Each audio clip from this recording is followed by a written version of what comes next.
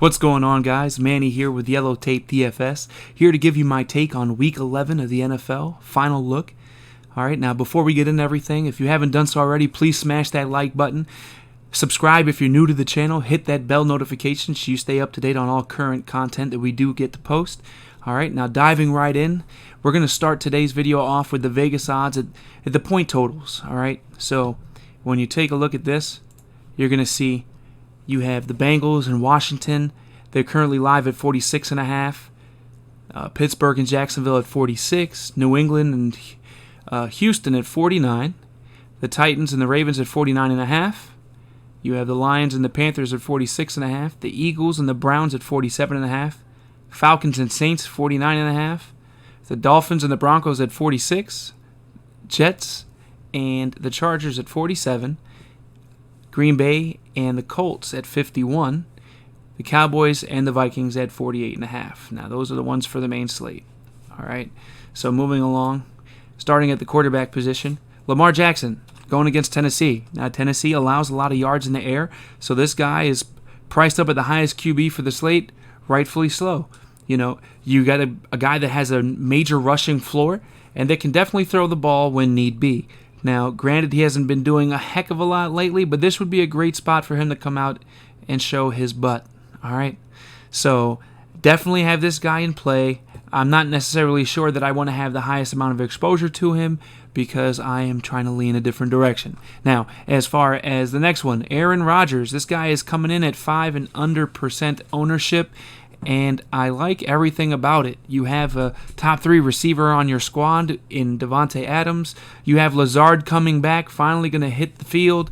You have MVS, Robert Tonyan. I think this entire game is going to be insane. The Colts may be overhyped, but one thing I do know is Green Bay is pretty bad against the run. We'll get to that later, though. Moving along, I do like Rodgers, all right? Justin Herbert against the Jets. Is there anything that I can say about this guy other than the fact that he has been producing week in and week out? He's pretty consistent.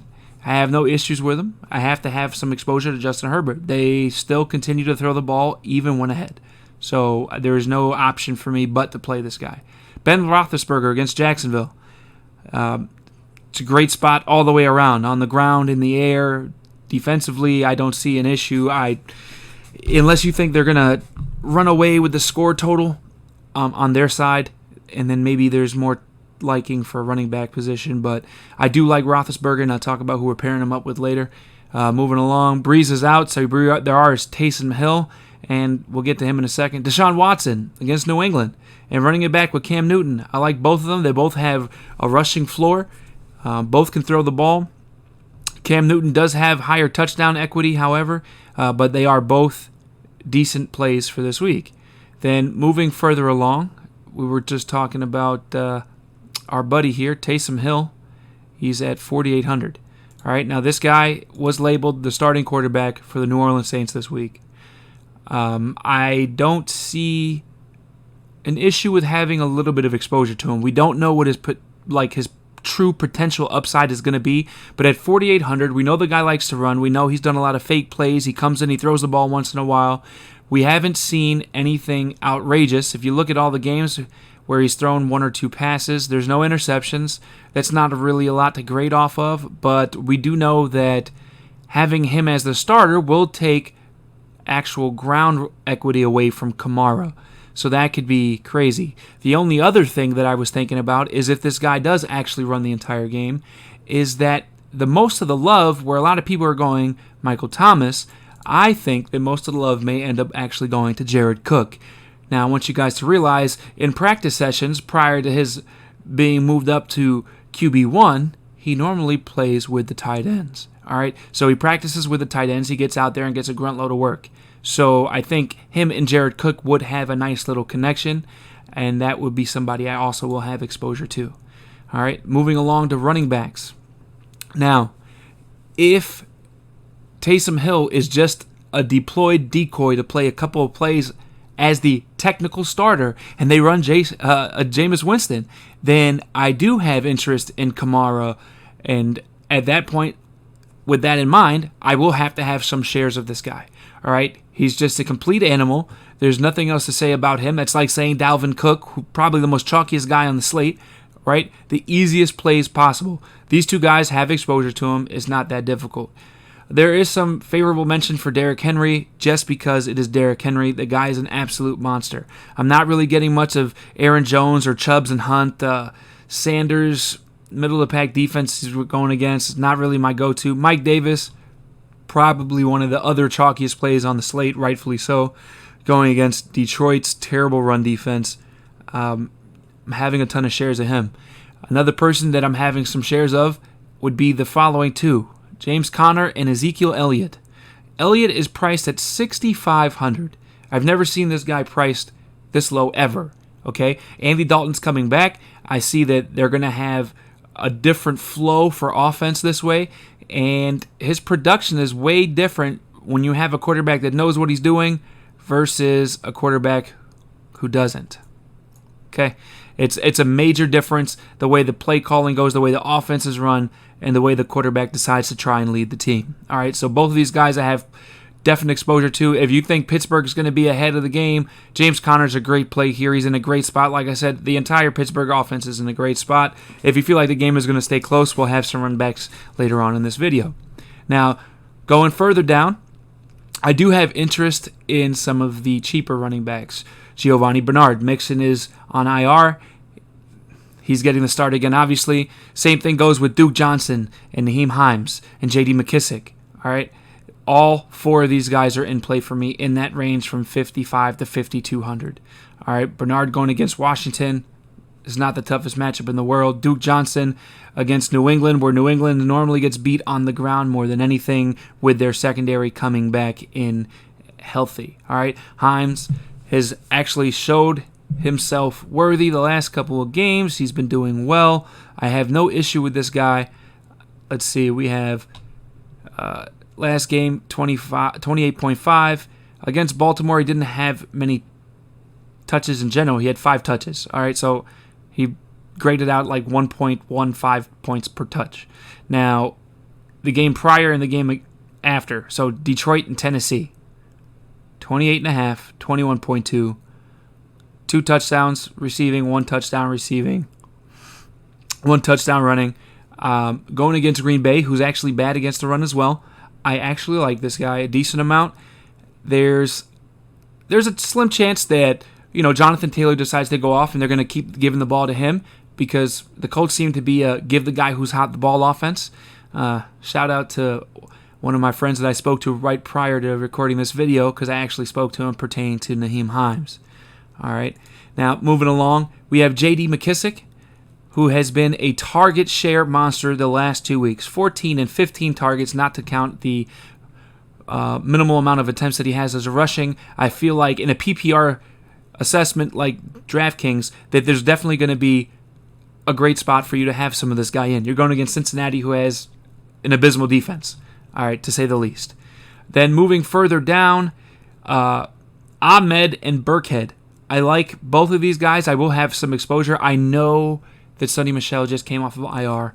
I know there could be some worry that, is he going to play? How much time is he going to get? All that. Burkhead, however, has been doing it in the last 2 weeks. He's been getting his share of volume, and the little share of volume that he does get, he is extremely productive.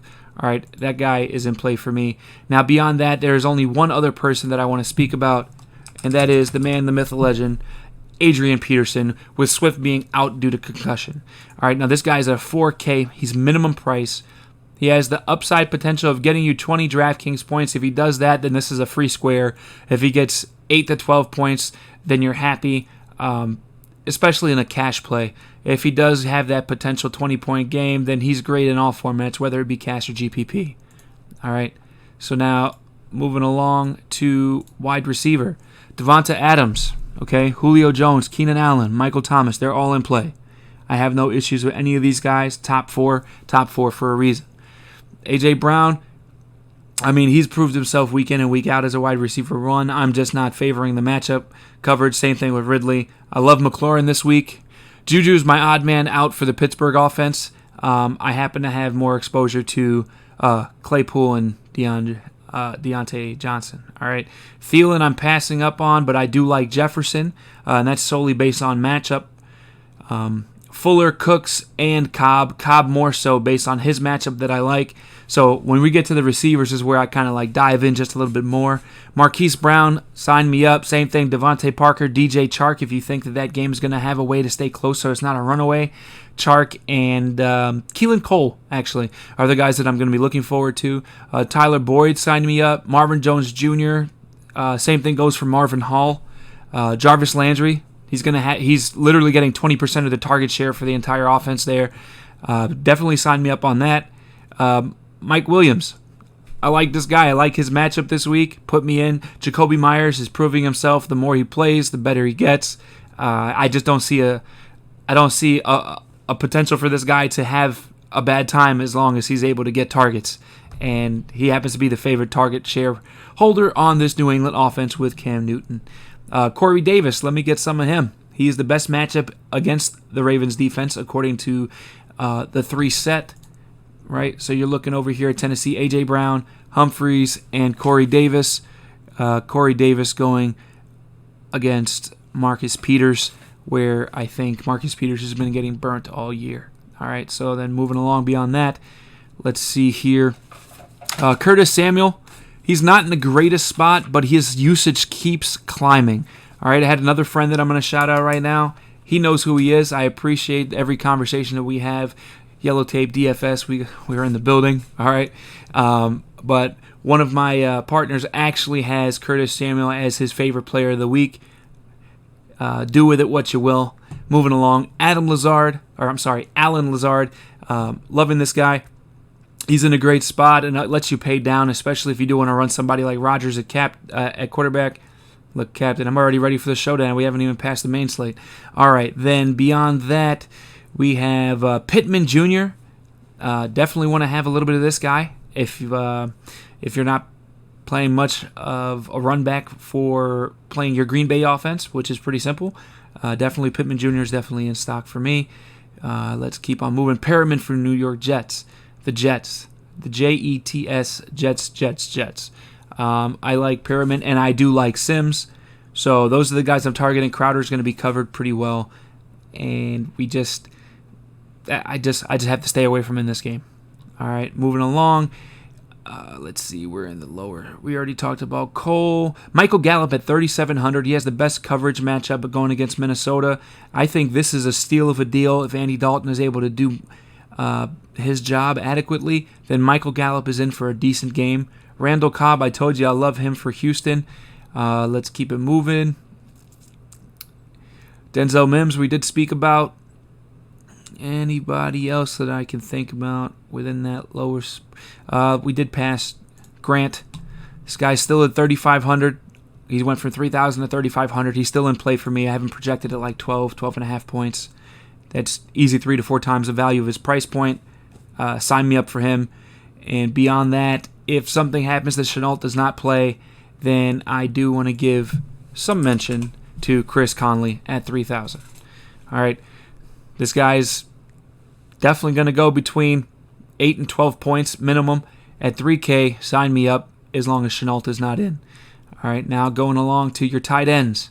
I do like Mark Andrews going against Tennessee. I have no issue. Hunter Henry, same thing, going against the Jets. Hayden Hurst. I see potential for this guy to do well because I think, once again, that Ridley will be covered pretty well. And the spot for Gage and Hurst, because they kind of take up the slot, will be open as far as the matchup coverage. So Hurst is definitely in play for me. Moving along, I don't mind Gesicki.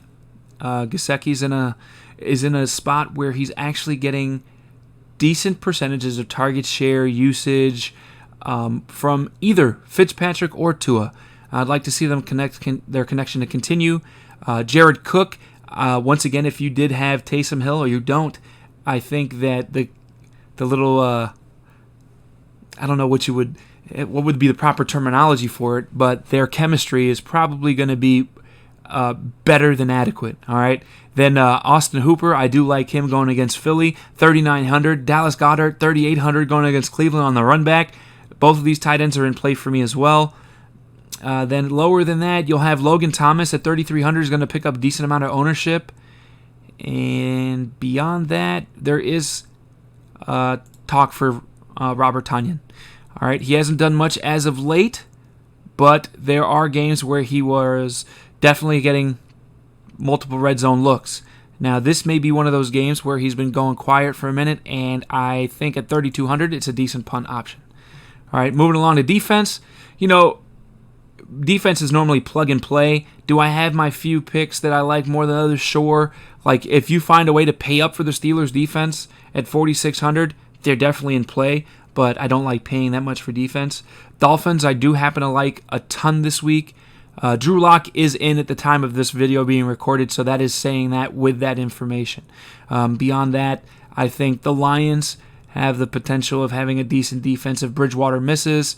And then outside of that, I also do like paying down for the Falcons at 2,300, going against a Taysom Hill, who we don't have much to judge off of. We know that he likes to run.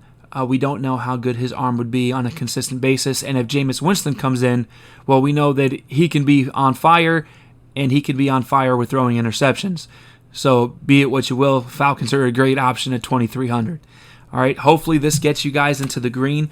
If you don't already, on Twitter, you need to follow me at YellowTapeDFS and or at YellowTapeHub. Either or, I will put out my core cash plays, the 5 players, 1 hour before lock tomorrow. Once again, if you haven't already done so, please hit that like button. If you're new to the channel, subscribe, ring that bell notification to stay up to date on all of our new content. More videos coming soon. Hopefully we get in this money. Until then, guys, you stay blessed.